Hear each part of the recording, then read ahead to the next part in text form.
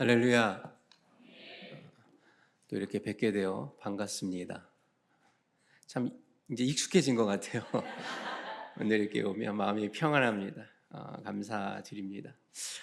오늘 본문은 너무나 유명한 사건이죠. 오병이어의 사건.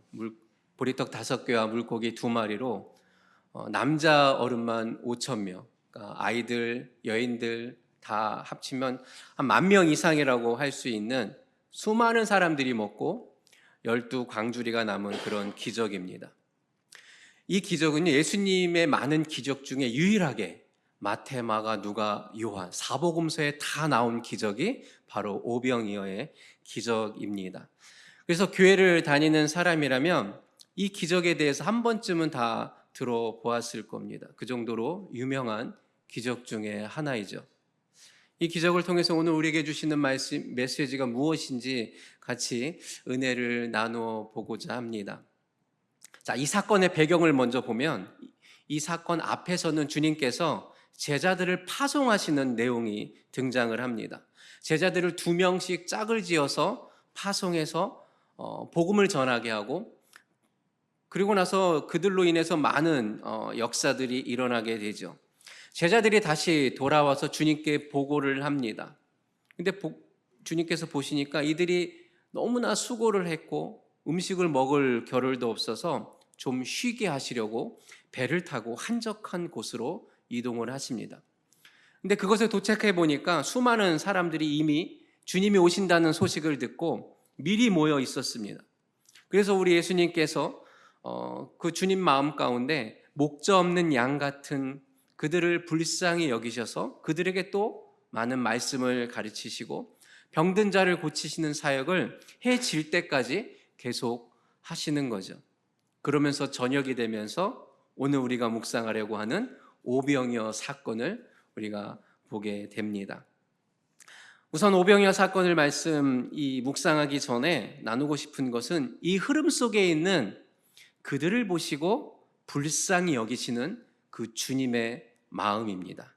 자, 본문 34절을 우리 같이 한번 보겠습니다. 같이 한번 읽겠습니다. 시작. 예수께서 도착해 많은 사람들을 보시고 목자 없는 양들 같은 그들을 불쌍히 여겨 그들에게 여러 가지로 가르쳐 주기 시작하셨습니다. 여러분, 불쌍히 여기시는 주님의 마음은 정말 중요하죠. 왜냐하면 이 마음이 주님의 모든 사역과 주님의 삶의 바탕을 이루고 있는 마음이기 때문입니다. 이 불쌍히 여기는 마음을 다르게 표현하면 주님의 긍휼하심이다라고 우리가 표현할 수 있죠. 이 긍휼이라고 하는 단어를 보면 단순한 동정심이나 그냥 아픈 마음이 아니라 훨씬 더 깊은 감정을 담고 있는 마음이에요. 이 긍휼이라고 하는 단어의 뜻은 재물의 내장, 심장을 의미합니다. 그러니까 주님의 불쌍히 여기는 이 긍휼이라고 하는 마음은 내장, 심장이 끊어지는 것 같은 마음이라고 볼 수가 있겠죠. 아주 깊은 곳으로부터 올라오는 안타까움, 그런 아픔, 슬픔, 이런 것을 의미합니다. 또 히브리어 원어를 보면 긍휼이라고 하는 단어가 바로 라함이라고 하는 단어인데 자궁이라는 뜻이에요. 그러니까 긍휼은 여인의 자궁과 같은 깊은 곳에서 올라오는 아픔과 슬픔, 안타까움을 의미합니다. 어머니들은 이 자궁이 뒤틀린다는 것이 뭔지 아시죠?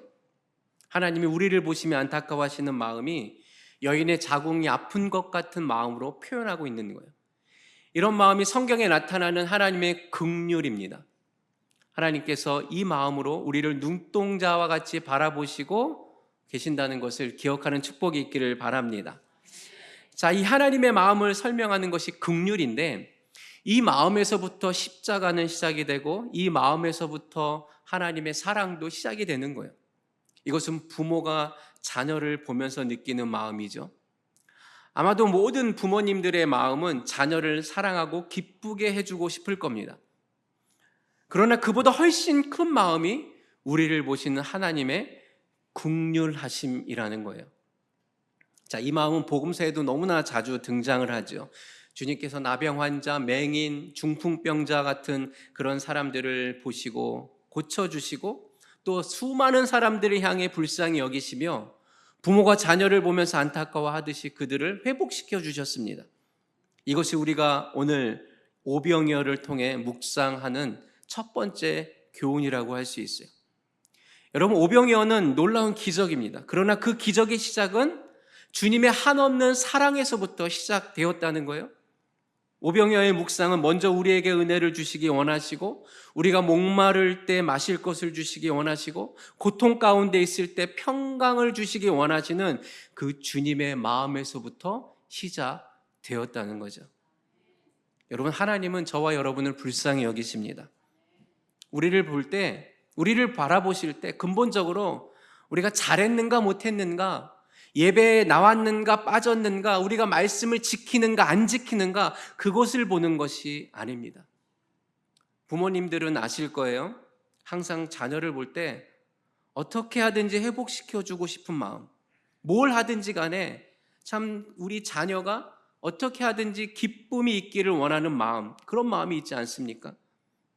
이 마음이 태에서 나오는 자녀를 바라보는 마음이라고 했어요. 그러나 사실 태에서 나오는 자녀를 바라보는 마음보다 더한 것이 바로 하나님의 마음입니다. 자, 이사야서 49장 14절부터 16절까지의 말씀을 우리 같이 한번 읽어보겠습니다. 시작.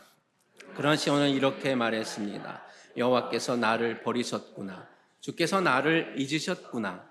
어머니가 자기의 젖먹이를 어떻게 잊겠느냐. 자기의 태에서 낳은 아들을 어떻게 가엾게 여기지 않겠느냐. 혹시 그 어머니는 잊어버려도 나는 너를 잊지 않겠다. 보아라, 내가 너를 내 손바닥에 새겼고 내 성벽에 언제나 내 앞에 있다. 아멘. 자기 태에서 낳은 자녀를 잊은 부모가 어디 있겠어요?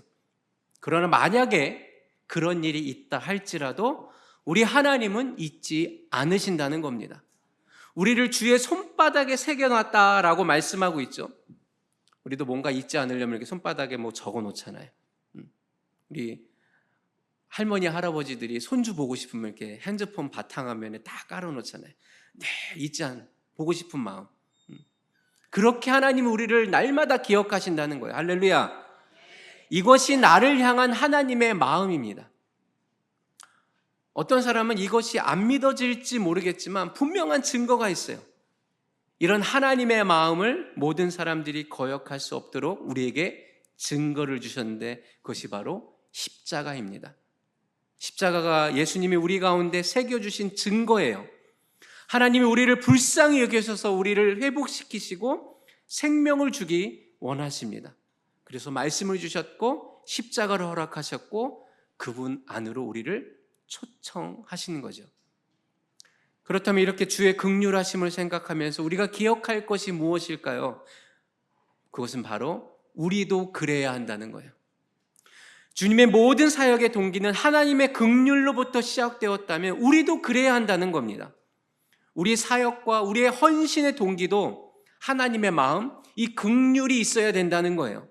왜 전도하는가? 왜 헌신하는가? 왜 나누는가? 왜 선교를 하는가? 왜 재정을 드리는가? 하늘의 상급을 더 많이 받으려는 걸까? 물론 하나님의 상급을 바라봐야죠.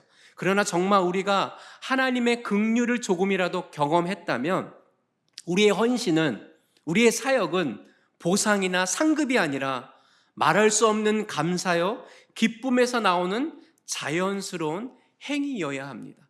내가 받은 은혜를 흘려보내는 거죠. 그러므로 만약 우리가 주의 은혜로 뭔가를 흘려보내어 우리의 재정을 나누고 우리의 시간을 나누고 우리의 마음을 나눌 수 있다면 우리 안에 있는 엄청난 하나님의 그 긍휼하심이 우리 안에 차고 넘쳐서 그 중에 작은 일부분이 흘러가고 있다라고 생각하시면 됩니다. 그렇기 때문에 여러분 자랑할 것이 없어요.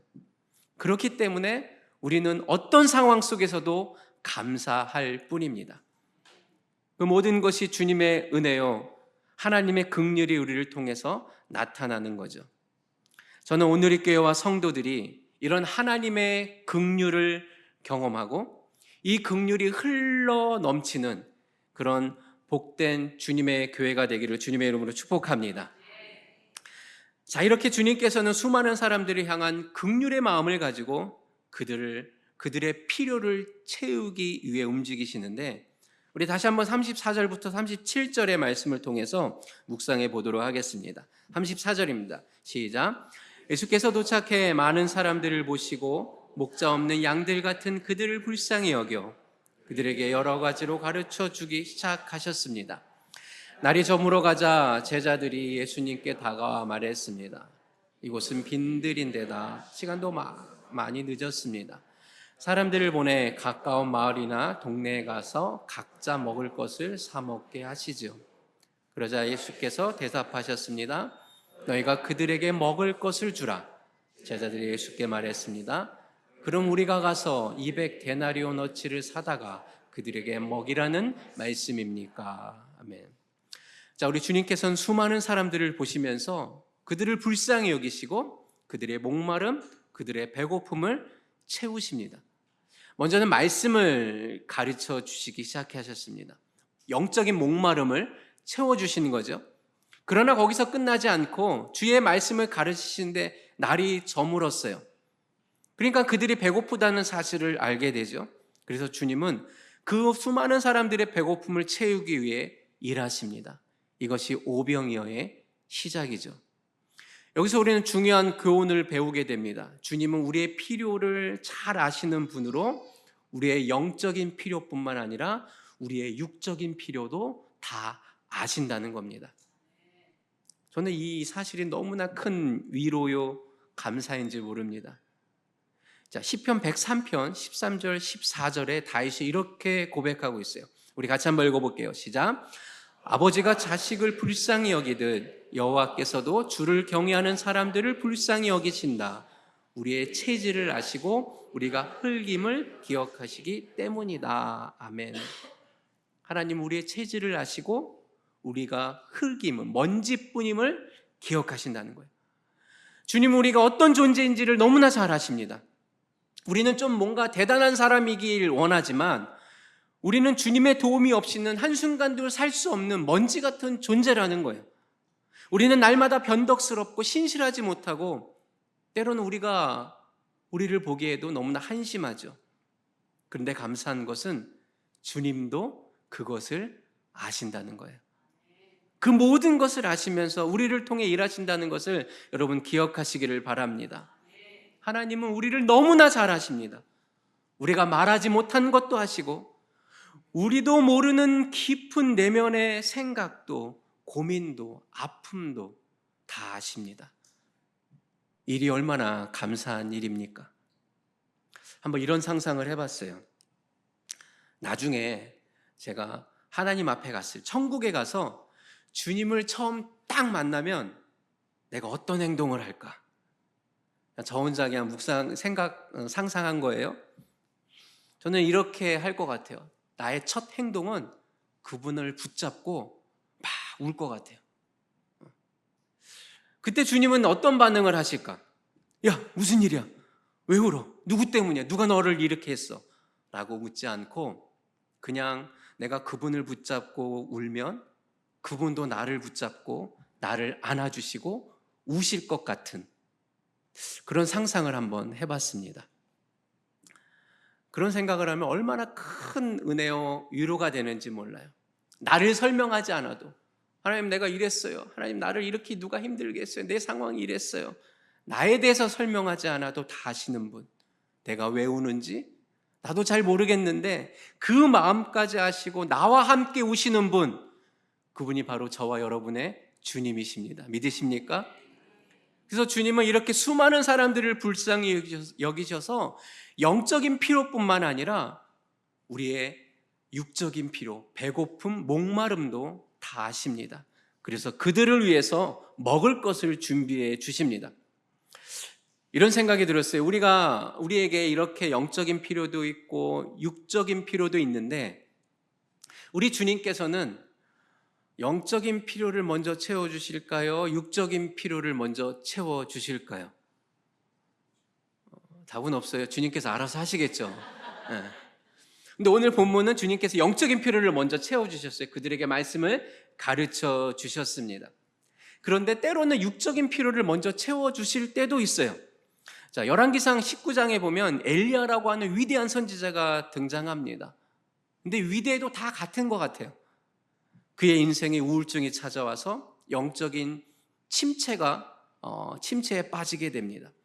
위대한 하나님의 선지자 850명의 이방 선지자들을 무찌르고 이겼던 그 선지자에게 영적인 침체가 찾아와서 지치고 낙심하여서 죽으려고 하고 하나님 앞에 이렇게 기도합니다. 하나님, 내 생명을 좀 거두어 가십시오.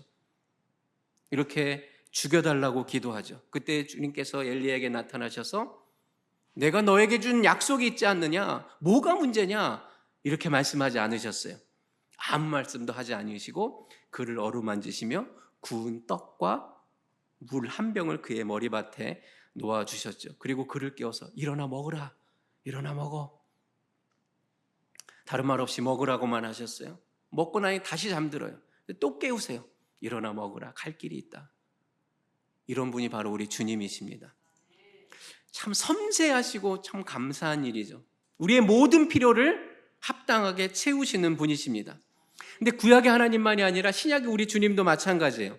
요한복음 21장에 보면 부활하신 후에 주님께서 밤새 고기를 못 잡은 제자들 앞에 나타나시죠.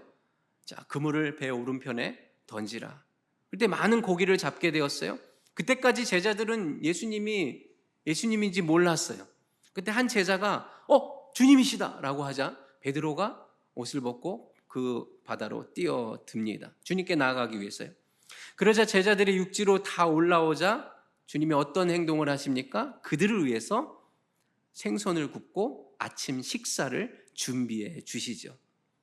여러분, 이분이 주님이십니다.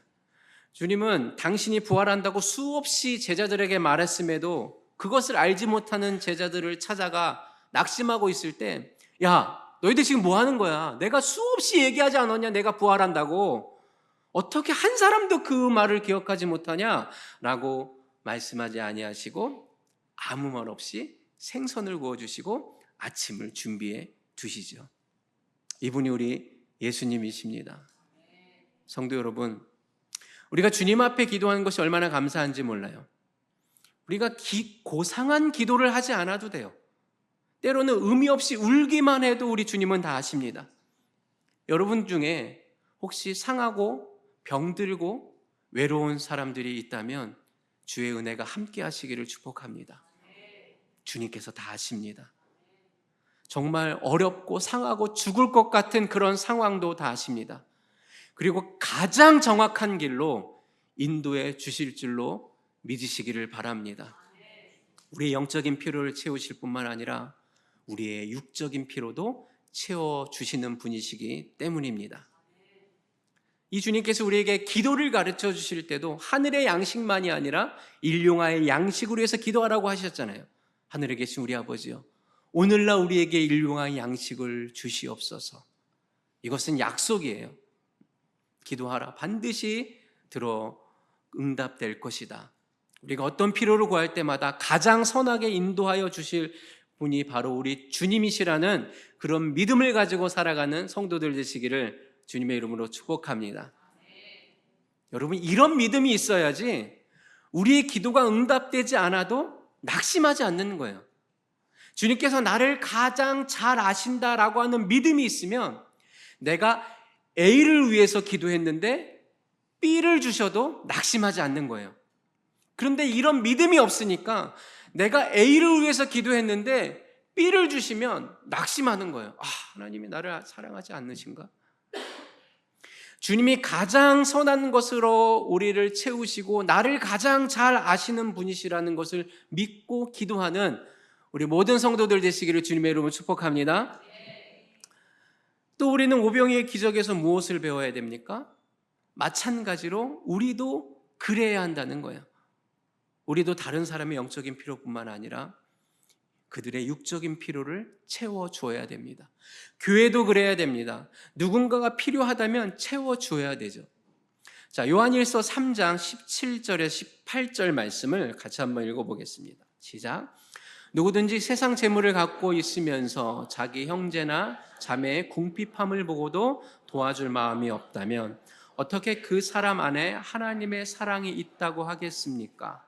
자녀들이요, 우리가 말과 혀로만 사랑하지 말고 행동과 진실함으로 사랑합시다. 아멘. 복음은 영적인 필요뿐만 아니라 육적인 필요도 채워주어야 됩니다. 항상 주변을 보면서 그들의 목마름도 봐야 한다고 생각합니다. 저는 오늘의 교회가 복음을 위한 교회뿐만 아니라 그들의 목마름과 배고픔도 채워줄 줄 아는 교회가 되기를 소망합니다. 자, 이런 과정을 거쳐서 오병이어 사건을 살펴보면 주님의 말씀을 가르치고 저녁이 되니 사람들이 배고프다는 것을 아셨어요. 그래서 제자들이 주님께 주님, 이곳은 빈들이니까 사람들을 좀 다시 보내서 그들이 먹을 것을 먹고 다시 오게 하십시오. 맞는 말이죠. 합당한 말이잖아요. 그래도 주님께서 뭐라고 하십니까? 너희가 그들에게 먹을 것을 주라, 이렇게 말씀하세요. 그러니까 다른 복음서에 보면 빌립이라고 하는 제자가 아니 이들을 다 먹이려면 200데나리온이 필요한데 그냥 가서 그냥 떡을 사올까요? 이게 무슨 말입니까? 아유, 말도 안 돼요. 그게 말이 됩니까? 이런 이야기잖아요. 자, 200데나리온은 성인 남자가 200일 동안 일한 품삯이에요. 만약에 하루에 200불을 번다면 4만 불이나 되는 아주 많은 돈이에요. 그러니까 빌립은 아유, 주님, 말도 안 되는 이야기입니다, 이런 의미로 이야기한 거죠. 근데 주님께서 너에게 떡이 몇 개가 있는지 좀 살펴봐라, 이렇게 말씀하시잖아요. 자, 요한복음에 보면 주님께서 그런 말씀을 하자 안드레라고 하는 제자가 막 찾아 나서요. 먹을 곳이 있나? 막 찾아 나서요. 그래서 작은 아이가 가져온 도시락을 찾아서 주님께 내놓습니다. 그것이 오병이어예요. 보리떡 5개와 물고기 2마리. 그것을 주님께 가져왔더니 사람들을 50명 또는 100명씩 앉게 하십니다. 자, 한 아이들까지 여인들까지 10,000명이라고 했을 때 한 200개의 무리들로 앉아 있는 거예요. 얼마나 많은 무리들이었겠습니까? 그리고는 그 오병이어를 들어서 감사기도 하시고 축사하시면서 제자들에게 나누어 줍니다. 그러니까 그것을 제자들이 앉아있는 사람들에게 주님께 받아서 나누어 주었겠죠. 제자들은 주님이 주시는 떡과 물고기를 받아서 나눠주는데 주님이 계속 떼어주시는 거예요. 제자들은 당황하면서 계속 나누어 줍니다. 그리고 거기에 있는 모든 사람들이 오늘 본문에 보면 모두 다 배불리 먹고 남은 것을 모았더니 12바구니에 가득 차게 되었습니다. 한 사람도 빠짐없이. 여기에 대한 묵상은 여러 가지로 할 수 있죠. 오늘은 이런 묵상을 좀 해보게 됩니다. 우선 이 기적은 여러분에게 이 기적에서 가장 기억에 남는 부분은 무엇이라고 생각하십니까? 딱 오병이어라고 생각했을 때 어떤 분은 5,000명 아니면 다 포함해서 10,000명이라고 하는 숫자와 다 먹고 12광주리가 남았다, 이런 부분을 기억할 수도 있고요. 또 어떤 사람은 그 어린아이가 드렸던 떡 5개와 물고기 2마리에 주목하는 사람도 있을 겁니다. 보통 우리는 말씀을 묵상할 때 결과를 묵상하길 좋아해요. 이렇게 했더니 이런 결과가 나왔구나, 그래, 이것이 하나님의 은혜구나, 이렇게 묵상하기를 좋아하죠. 그러나 하나님의 역사가 우리 삶 가운데 일어나길 원한다면 제 생각에는 결과보다는 시작에 대해서 생각하면 좋은 것 같습니다. 왜냐하면 결과는 누구한테 달린 거예요? 하나님께 달린 거예요. 근데 시작은 내가 먼저 반응을 보여야 되니까 시작은 내게 달린 것이기 때문에 그렇죠. 결과는 우리가 어떻게 할 수 없어요. 하나님께서 하시는 거죠. 그러나 시작은 주님이 우리를 부르셔서 우리에게 어떤 콜링을 하셨을 때 우리가 반응하면서 시작하기 때문에 시작에서부터 우리가 할 일이 있다는 거죠. 오병이어의 기적의 시작은 한 어린아이로부터 그가 가져온 도시락으로부터 시작이 되었습니다.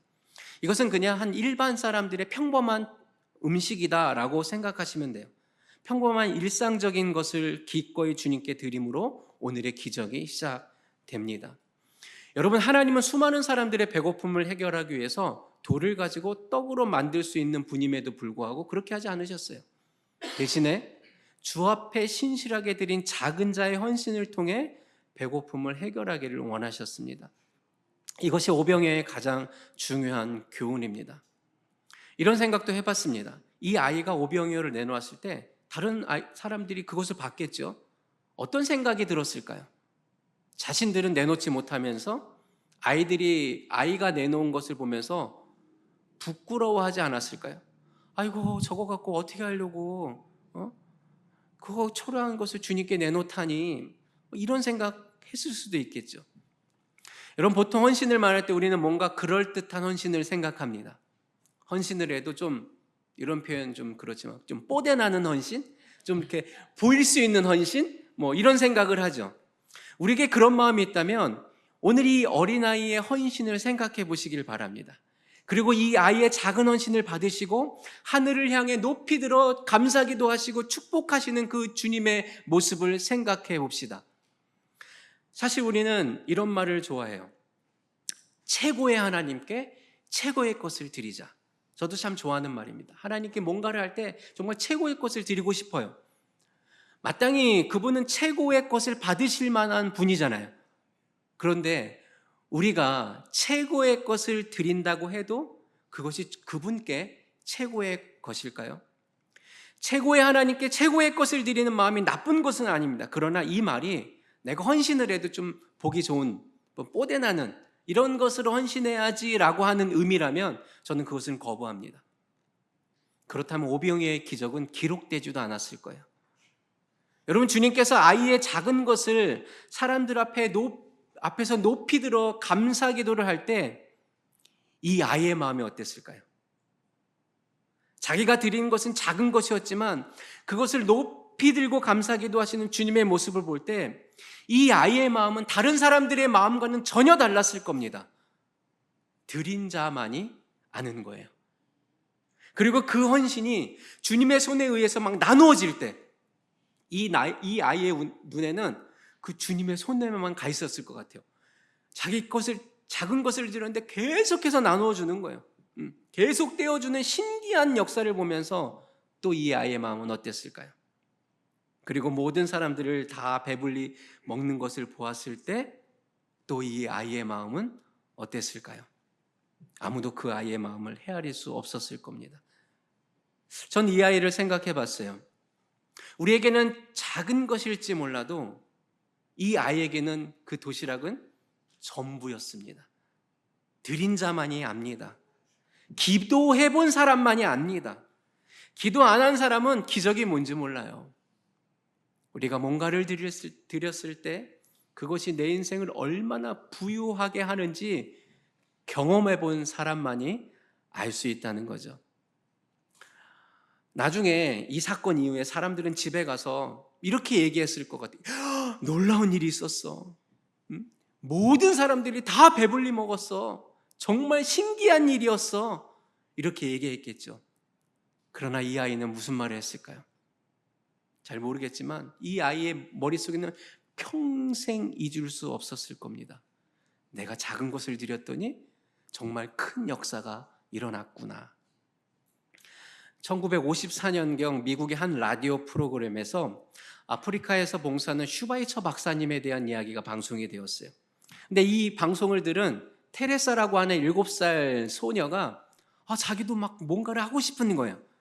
딱 봤더니 자기가 할 수 있는 건 없는데 자기가 아껴 먹은, 그러고 남긴 아스피린 반병이 있는 거예요.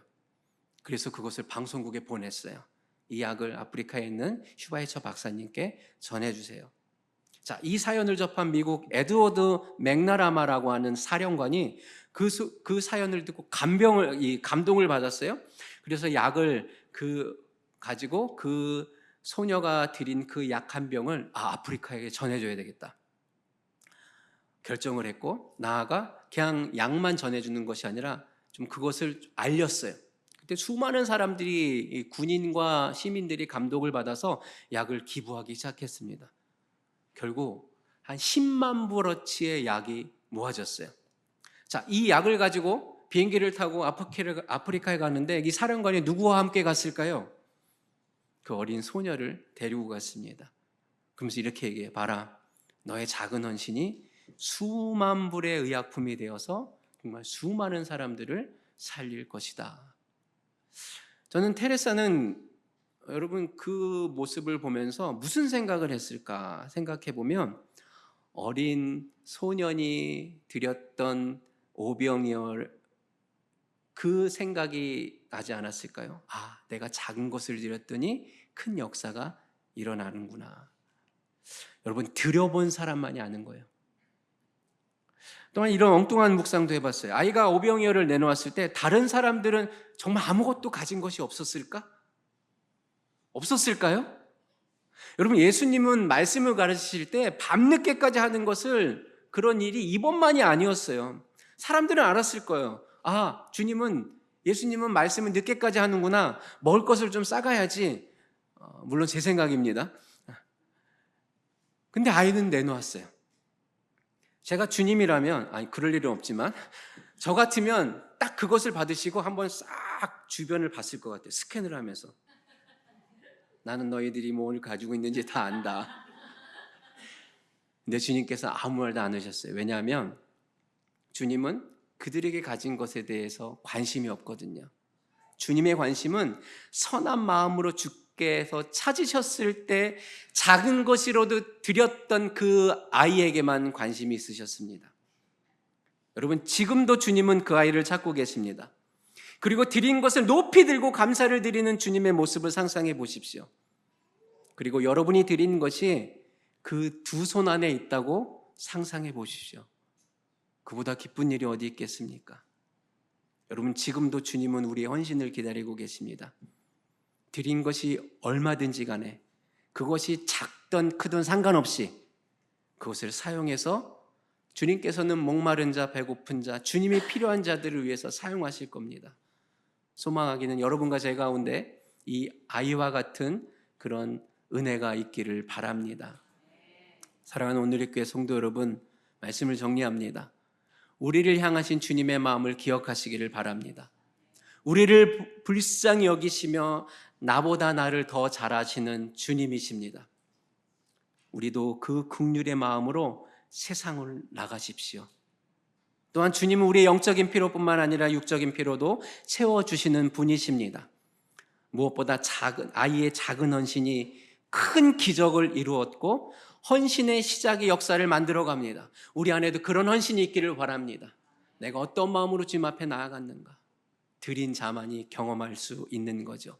그러면 주님께서 일하실 것입니다. 이런 주님의 은혜가 우리 가운데 넘쳐나기를 주님의 이름으로 축복합니다.